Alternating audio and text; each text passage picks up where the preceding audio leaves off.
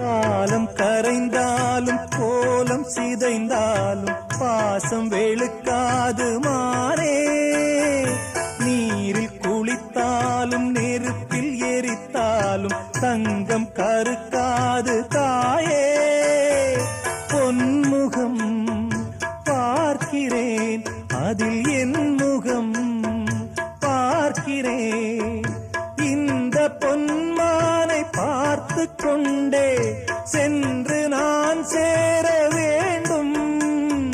மீண்டும் ஜென்மங்கள் மாறும் போதும் நீ என் மகளாக வேண்டும். பாசராகங்கள் பாட வேண்டும். பூவே பூச்சூ